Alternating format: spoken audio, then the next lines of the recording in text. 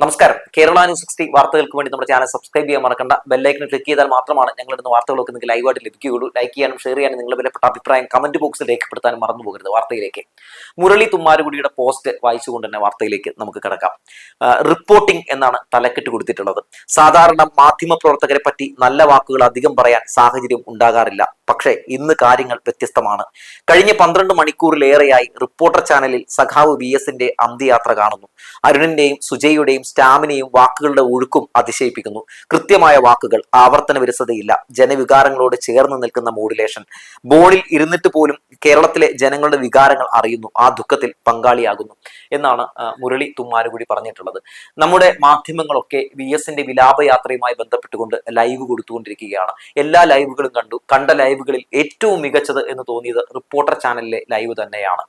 അതായത് വളരെ ആ ഒരു വിഷയത്തിന്റെ ഗൗരവം മനസ്സിലാക്കിക്കൊണ്ട്, അല്ലെങ്കിൽ ആ വിലാപയാത്രയുമായി ബന്ധപ്പെട്ടുകൊണ്ട് ജനങ്ങളുടെ വികാരം മനസ്സിലാക്കിക്കൊണ്ട് അരുണും സുജയും ഒക്കെ ഗ്രൗണ്ടിലിറങ്ങി വാർത്ത റിപ്പോർട്ട് ചെയ്യുന്നത് കണ്ടപ്പോൾ ഒരുപാട് സന്തോഷം തോന്നി. ഇതിനെയാണ് മാധ്യമ പ്രവർത്തനം എന്ന് പറയുന്നത്. ഇങ്ങനെ വേണം ഇത്തരം സന്ദർഭങ്ങളിൽ വാർത്ത റിപ്പോർട്ട് ചെയ്യാൻ. അല്ലാതെ ഇന്ത്യയും പാകിസ്ഥാനും തമ്മിലുള്ള സംഘർഷം രൂക്ഷമായപ്പോൾ അതിനെ മുതലെടുത്തുകൊണ്ട് ബാർട്ട് റേറ്റ് ഉയർത്താൻ വേണ്ടി ഒരു തെരഞ്ഞെടുപ്പിന്റെ ഒക്കെ ശൈലിയിൽ വാർത്ത റിപ്പോർട്ട് ചെയ്യാൻ വേണ്ടി ഇവർ രണ്ടുപേരും കാണിച്ചു കൂട്ടി, അതായത് ഈ റിപ്പോർട്ടർ ചാനലിലെ എല്ലാ റിപ്പോർട്ടർമാരും കാണിച്ചു കൂട്ടിയ കാട്ടിക്കൂട്ടലുകളൊക്കെ നമ്മൾ കണ്ടതാണ്. അന്ന് ഒരുപാട് നമ്മൾ അതിനെ വിമർശിച്ചതുമാണ്.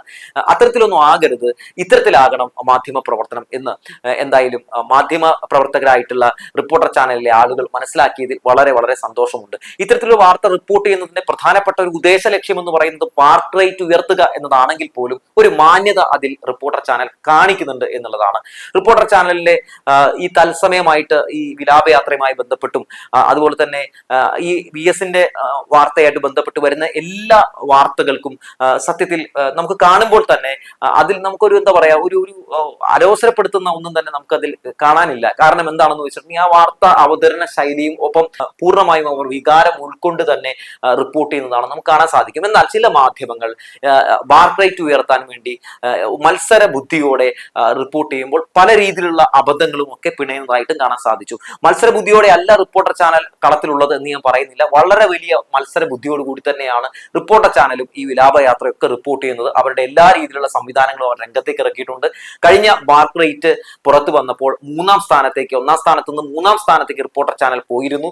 1-ഉം 2-ഉം സ്ഥാനത്ത് ഏഷ്യാനെറ്റും 24-ഉം വരുന്ന സാഹചര്യം ഉണ്ടായിരുന്നു. അതുകൊണ്ട് വരാൻ പോകുന്ന ബാർട്ട് റേറ്റിൽ ഇവർക്ക് 1-ാം സ്ഥാനത്തേക്ക് എത്തേണ്ടതുണ്ട്. അതിനുവേണ്ടി എല്ലാ സംവിധാനങ്ങളും ഉപയോഗപ്പെടുത്തിക്കൊണ്ട് തന്നെയാണ് VS-ന്റെ ഈ മരണവുമായി ബന്ധപ്പെട്ടും ഈ വിലാപയാത്രയുമായി ബന്ധപ്പെട്ടും ഒക്കെ എല്ലാം ഇവർ റിപ്പോർട്ട് ചെയ്തുകൊണ്ടിരിക്കുന്നത് എന്നുള്ളൊരു വസ്തുതയാണ്. ഇനി ഇത്തരത്തിൽ തങ്ങളുടെ സ്ഥാനം പോകാതിരിക്കാൻ വേണ്ടി 24 ചാനലൊക്കെ വലിയ തോതിൽ തന്നെ ശ്രമങ്ങൾ നടത്തുന്നുണ്ടെങ്കിലും 24 ചാനലിലെ ഏറ്റവും പ്രധാനപ്പെട്ട റിപ്പോർട്ടറായിട്ടുള്ള ശ്രീകണ്ഠൻ നായരുടെ വായിൽ നിന്ന് വന്ന ഒരു പിശക്, അദ്ദേഹത്തിന്റെ ആ ഒന്നാമതെത്താൻ വേണ്ടിയുള്ള ആ ഓട്ടത്തിനിടയിൽ അദ്ദേഹത്തിന്റെ വായിൽ നിന്ന് വന്ന ഒന്ന് ഇപ്പോൾ സമൂഹ മാധ്യമങ്ങളിലൊക്കെ വലിയ വൈറലാണ്. എന്താണ് അദ്ദേഹം പറഞ്ഞത് വിഷ്വൽ നമുക്ക് കാണിക്കുന്നതിൽ കോപ്പിറൈറ്റ് ഇഷ്യൂ ഉണ്ട്. അതുകൊണ്ടാണ് ഞാൻ അദ്ദേഹം പറഞ്ഞത് വായിക്കുന്നത്. ചേതനയറ്റ പിണറായി വിജയന്റെ മൃതദേഹം വഹിച്ചുകൊണ്ടുള്ള വാഹനവ്യൂഹം മുന്നോട്ട് പോവുകയാണ്. ദർബാർ ഹാളിൽ അല്പസമയത്തിനകം എത്തും എന്നാണ് ശ്രീകണ്ഠൻ നായർ റിപ്പോർട്ട് ചെയ്യുന്നതിനിടയിൽ പറഞ്ഞത്. ഇപ്പോൾ പല രീതിയിലുള്ള സംഘപരിവാരങ്ങളും ചില ആളുകളും ഒക്കെ കൊണ്ടുപോയി പ്രചരിപ്പിക്കുന്നുണ്ട്. എന്തായാലും അദ്ദേഹത്തെ പോലുള്ളൊരു മുതിർന്ന മാധ്യമ പ്രവർത്തകൻ വാർത്ത റിപ്പോർട്ട് ചെയ്യുമ്പോൾ ഒരിക്കലും വരാൻ പാടില്ലാത്തൊരു പിശകാണ് അവിടെ സംഭവിച്ചതെന്ന് പറയാതെ വയ്യ. അത് പറഞ്ഞ ശേഷം അദ്ദേഹം തെറ്റിപ്പോയെന്നോ അല്ലെങ്കിൽ പിശക് പറ്റിയെന്നോ ഒന്നും പറയുന്നില്ല. അപ്പോൾ VS അച്യുതാനന്ദൻ മരിച്ചു കിടക്കുമ്പോഴും അദ്ദേഹം അന്തരിക്കുമ്പോഴും VS അച്യുതാനന്ദന്റെ പേര് പറയേണ്ട ഇടത്ത് നമ്മുടെ മുഖ്യമന്ത്രി പിണറായി വിജയന്റെ പേര് പറയുക മാത്രമല്ല, പറഞ്ഞത് തെറ്റായി പോയി എന്ന് പോലും അദ്ദേഹം പറഞ്ഞ് നമ്മൾ കണ്ടില്ല എന്നുള്ളതാണ്. എന്തായാലും ശ്രീകണ്ഠൻ നായരുടെ ആ മത്സര ബുദ്ധി, ഒന്നാമതെത്താനുള്ള മത്സര ബുദ്ധിക്ക് ഇടയിൽ സംഭവിച്ച പിശക് ഒരു വലിയ പിശക് തന്നെയാണ് എന്ന് പറയാതെ വയ്യ. ജനം ചാനലിൽ ഇന്നലെ നടന്ന അന്തിച്ചർച്ച, അനിൽ നമ്പ്യാർ നടത്തിയ ചർച്ചയാണ്. VS-നെ വിലയിരുത്തിക്കൊണ്ടുള്ള ചർച്ച. ആ ചർച്ചയിൽ പങ്കെടുക്കുന്ന ആരൊക്കെയാണ്? അതായത് പങ്കെടുക്കാൻ വേണ്ടി അവിടെ കൊണ്ടുവന്ന് ഇരുത്തിയിട്ടുള്ളത് KM ഷാജഹാനെയാണ്. ആരാണ് KM ഷാജഹാൻ? KM ഷാജഹാനെ പണ്ടേ വി എസ് അച്യുതാനന്ദൻ ചവിട്ടി പുറത്താക്കിയിട്ടുള്ളതാണ്. കഴിഞ്ഞ 13 വർഷമായിട്ട് വി എസ് അച്യുതാനന്ദനെ ഒന്ന് നേരിൽ പോയി കാണുകയോ അല്ലെങ്കിൽ അദ്ദേഹമായിട്ട് ഒരു സമ്പർക്കവും ഇല്ലാത്തൊരു വ്യക്തി പിടിച്ചിരുത്തിയേക്കാണ്. അയാൾ വി എസ് അച്യുതാനന്ദൻ ആണ് എന്ന രീതിയിൽ, അതായത് ഈ വി എസ് അച്യുതാനന്ദൻ ശേഷം മറ്റൊരു വി എസ് അച്യുതാനന്ദൻ എന്നൊരു പ്രതീതി സൃഷ്ടിക്കാൻ വേണ്ടി മൂപ്പരെ അവിടെ കൊണ്ടുവന്ന് ഇരുത്തി മൂപ്പര് പറയുന്ന മുഴുവൻ വഷളത്തരവും ഒക്കെ എന്തോ വലിയ പ്രാധാന്യത്തോടെ കൊടുക്കുകയാണ്. അതിനിടയിൽ കുറെ കള്ളത്തരമൊക്കെ കെ എം ഷാജഹാൻ പറയുന്നുണ്ട്. പാർട്ടി വിടാനായിട്ട് നിൽക്കുകയായിരുന്നു വി എസ് അച്യുതാനന്ദൻ, എനിക്ക് മാത്രമേ അറിയുള്ളൂ എന്നുള്ള രീതിയിലൊക്കെ കുറെ വഷളത്തരമൊക്കെ പറയുന്നുണ്ട്. വാദർന്ന് നുണ മാത്രമല്ല പറയുള്ളൂ. അതുകൊണ്ട് അതിലേക്ക് അദ്ദേഹം പോകുന്നില്ല. അപ്പോൾ ആ ചർച്ചയിൽ വേറെ ഒരു കാര്യം എന്താണ് വരുന്നത്, അതായത് ഉമ്മൻചാണ്ടി മരിച്ചപ്പോഴായിരുന്നു, വി എസ് അച്യുതാനന്ദൻ മരിച്ചപ്പോഴായിരുന്നു കൂടുതൽ ജനം എന്നതിനെ പറ്റിയൊക്കെയാണ് അവിടെ ചർച്ച നടക്കുന്നത്. അപ്പോ ആ ഒരു വിഷയത്തെ അവരെ ഏത് രീതിയിലേക്ക് കൊണ്ടുപോയി എത്തിക്കാനാണ് ശ്രമം നടത്തുന്നത് എന്നൊക്കെ നമുക്കത് കാണുമ്പോൾ പരിശോധിക്കുമ്പോൾ മനസ്സിലാക്കാൻ സാധിക്കും. എന്തായാലും ആ ഒരു വിഷയത്തിലൊക്കെ ഉമ്മൻചാണ്ടി മരിച്ചപ്പോഴായിരുന്നു അല്ലെങ്കിൽ വി എസ് അച്യുതാനന്ദൻ മരിച്ചപ്പോഴായിരുന്നു കൂടുതൽ ജനം എന്നതിനെ പറ്റിയൊന്നും വിലയിരുത്തേണ്ട ഒരു കാര്യമൊന്നുമില്ല. കാരണം സ്വാഭാവികമായിട്ട് അതിനേക്കാൾ കൂടുതൽ ജനം നമ്മളിപ്പോൾ വി എസ് അച്യുതാനന്ദൻ മരിക്കുമ്പോൾ കാണുകയാണ്. പക്ഷേ അത് ഇവിടെ ഉയർത്തിപ്പിടിച്ചുകൊണ്ട് അച്യുതാനന്ദൻ മരിച്ചപ്പോഴാണ് കൂടുതൽ ആളുകൾ വന്നത് എന്നൊന്നും പറയാനൊന്നും ഞാൻ ആഗ്രഹിക്കുന്നില്ല. രണ്ടുപേരും ജനകീയരായിരുന്നു എന്ന കാര്യത്തിൽ തർക്കമൊന്നുമില്ല. പക്ഷെ ഏറെ സങ്കടം എന്താണെന്ന് വെച്ചിട്ടുണ്ടെങ്കിൽ, അതായത് കമ്മ്യൂണിസ്റ്റ് നേതാക്കൾ മരിക്കുമ്പോൾ മാത്രമാണ് അവർക്ക് വലിയ വേണ്ടത്ര പരിഗണന മാധ്യമങ്ങൾ കൊടുക്കുന്നുള്ളൂ എന്നതൊരു യാഥാർത്ഥ്യമാണ്.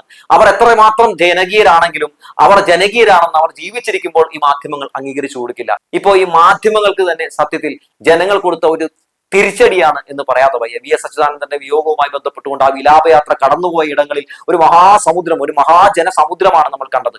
അത് ഈ പറയുന്ന മാധ്യമങ്ങൾക്ക് കൊടുത്തൊരു മറുപടിയാണ്.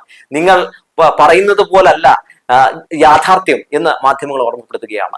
ജനകീയരായിട്ടുള്ള പല കമ്മ്യൂണിസ്റ്റ് നേതാക്കളും ജനകീയരല്ല എന്ന് വരുത്തി തീർക്കാൻ വേണ്ടി നിങ്ങൾ ശ്രമം നടത്തുന്നുണ്ട്. മുഖ്യമന്ത്രി പിണറായി വിജയനെ അടക്കം ജനകീയനല്ല എന്ന് വരുത്തി തീർക്കാൻ വേണ്ടി നിങ്ങൾ ശ്രമം നടത്തുന്നുണ്ട്. അപ്പോ അതൊക്കെ വെറുതെയാണ്. നിങ്ങളുടെ അത്തരം വിടുവേലകൾ കൊണ്ടൊന്നും കമ്മ്യൂണിസ്റ്റ് നേതാക്കളിൽ ജനങ്ങൾക്കുള്ള വിശ്വാസവും സ്നേഹവും ഒന്നും ഇല്ലാതാക്കാൻ കഴിയില്ല എന്ന് ജനങ്ങൾ നിങ്ങൾക്കൊരു തിരിച്ചറിവ് കൂടി നൽകുന്ന കാഴ്ചയാണ് നമ്മൾ അവിടെ കണ്ടത്. ഇനി ഈ പറയുന്ന നമ്മുടെ വി എസ് അച്യുതാനന്ദന് വേണ്ടി ആരെങ്കിലും നല്ല വാക്ക് പറഞ്ഞാൽ അവരെയും കടന്നാക്രമിക്കുന്ന ഒരു സാഹചര്യമൊക്കെ നിലവിൽ കാണുന്നുണ്ട്.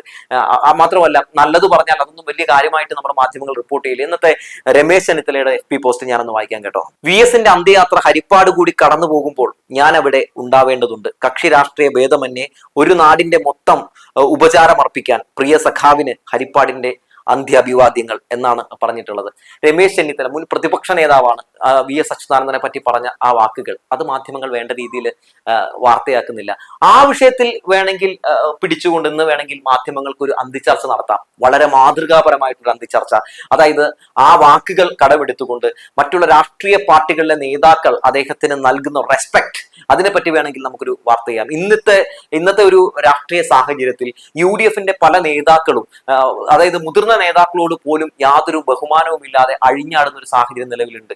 യാതൊരു രാഷ്ട്രീയ മര്യാദയും പാലിക്കാത്ത ഒരു കൂട്ടമായി UDFന്റെ പല നേതാക്കളും, എന്തിന് രാഹുൽ മാങ്കൂട്ടത്തെ പോലുള്ള ആളുകളൊക്കെ മാറുന്നുണ്ട്. അത്തരം ആളുകൾക്കൊക്കെ തിരിച്ചറിവുണ്ടാകാൻ വേണ്ടിയെങ്കിലും വേണമെങ്കിൽ ഈ വിഷയവുമായി ബന്ധപ്പെട്ടുകൊണ്ട് എന്നൊരു ചർച്ച നടത്താം. നമ്മുടെ മാധ്യമങ്ങൾ അങ്ങനെയുള്ള ഒരു ചർച്ച നടത്തില്ല. ഈ പറയുന്ന രമേശ് ചെന്നിത്തല പറഞ്ഞത് അവർ വാർത്തയാക്കില്ല. അങ്ങനെയൊക്കെ ചില പ്രത്യേകതകളൊക്കെ ഉണ്ട്. മറിച്ച് എന്തൊക്കെയാണ് വാർത്തയാക്കുക, വി എസ് അച്യുതാനന്ദനും പിണറായി വിജയനും തമ്മിൽ ഇടിയായിരുന്നു എന്ന നുണവാർത്തകളൊക്കെ റിപ്പോർട്ട് ചെയ്യാൻ ഇവർക്ക് യാതൊരു മടിയും ഇല്ലതാനും. അതും ഈ സമയത്തും അവർ റിപ്പോർട്ട് ചെയ്യുന്നു എന്നുള്ളത് ഏറെ വേദനാജനകമായിട്ടുള്ള കാര്യമാണ്. അതുപോലെ തന്നെ മലയാള മനോരമയുടെ ഈ വിഷയവുമായി ബന്ധപ്പെട്ടിട്ടുള്ള നിലപാടുകളും അവരുടെ വാർത്തകളും തീർത്തും നമുക്ക് അംഗീകരിച്ചു കൊടുക്കാൻ കഴിയാത്തതാണ്. മാധ്യമപ്രവർത്തനം എന്ന് പോലും പറയാൻ പറ്റില്ലാത്ത രീതിയിലുള്ള വളരെ മോശമായ ജീർണലിസമാണ് അവർ ഈ വിഷയത്തിൽ കാണിച്ചത് എന്നാണ് പറയേണ്ടത്. അതായത് ഈ മനോരമയെ മുട്ടുകുത്തിച്ച ഒരാളാണല്ലോ വി എസ് അച്യുതാനന്ദൻ എന്ന് പറയുന്നത്. അതുകൊണ്ട് തന്നെ വി എസ് അച്യുതാനന്ദൻ അദ്ദേഹം മരിച്ച് അദ്ദേഹത്തിന് വിലാപയാത്ര നടക്കുമ്പോഴും അദ്ദേഹത്തിനെതിരെ കുത്തിത്തിരിപ്പ് വാർത്തകൾ പ്രചരിപ്പിക്കാൻ എന്തായാലും മനോരമ സമയം കണ്ടെത്തി എന്നത് ഏറെ വേദനാജനകമായിട്ടുള്ള കാര്യമെന്ന് പറയാതെ വയ്യ. മാധ്യമങ്ങളുടെയൊക്കെ വലിയ രീതിയിലുള്ള ഒരു റിപ്പോർട്ടിംഗ്, പല വ്യത്യസ്തമായിട്ടുള്ള റിപ്പോർട്ടിങ്ങുകളൊക്കെ നമ്മൾ കണ്ടുകൊണ്ടിരിക്കുകയാണ്. ഇന്നിന്റെ കാലത്തെ റിപ്പോർട്ടിങ്ങുകൾ ഇങ്ങനെയാണ്. പക്ഷേ ആ റിപ്പോർട്ടിങ്ങുകളിലും ചില മാന്യതകൾ പുലർത്തുന്ന ആളുകളെ കണ്ടു ഒരുപാട് വലിയ സന്തോഷം തോന്നി. കാരണം അത്തരത്തിൽ വേണം വാർത്തകൾ റിപ്പോർട്ട് ചെയ്യാൻ.